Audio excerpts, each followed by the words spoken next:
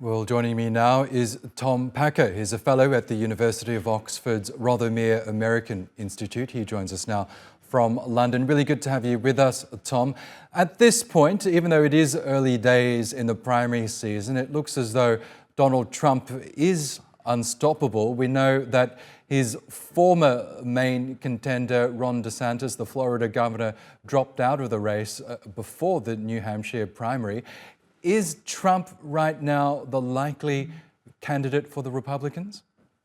Oh, very much so. I wouldn't say it's so much on the basis of the results so far. So his New Hampshire victory is impressive, but it's only 13, 14 points that could get overturned later. It's more that the one remaining opponent, Nikki Haley, has been mainly appealing to the one quarter Republicans who actively don't like Trump very much. Republicans who tend to think the culture war is exaggerated, be very keen on hawkish foreign policy, be very focused on economics.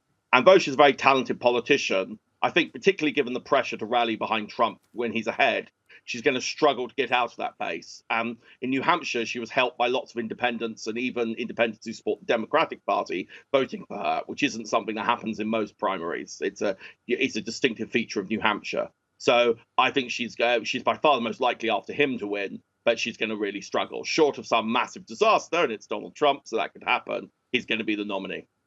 Yes, because even before it whittled down to a two-person race among the Republicans, the former contenders for the nomination really tried to strike that fine line between attacking Donald Trump without alienating his supporters. But it looks as though that strategy ultimately failed them. So you're saying that because Nikki Haley hasn't really sought to court Trump supporters, that will ultimately be her undoing.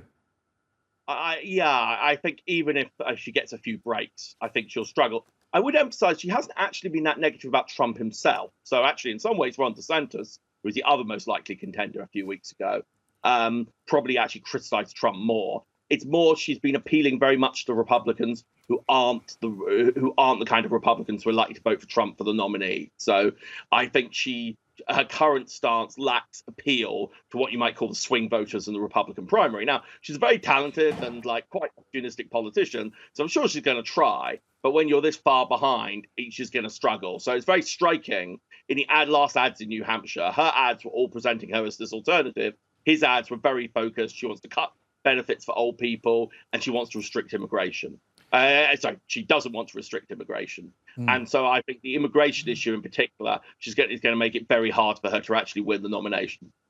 And until now, the incumbent president is always going to lead a given party into the general election. But if Trump does win the nomination, as many people are predicting at this point, would it be wise for the Democrats to stick with Joe Biden as their nominee?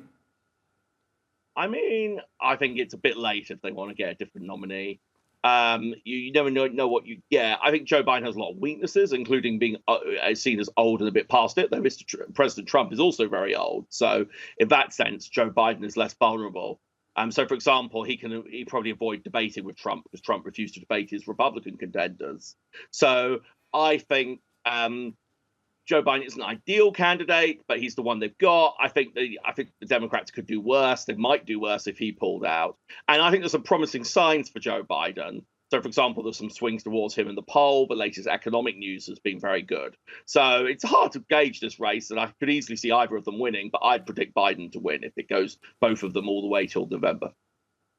Okay, well, a bold prediction there, Tom Packer. We'll have to leave it there, but thank you so much for joining us. Thank you.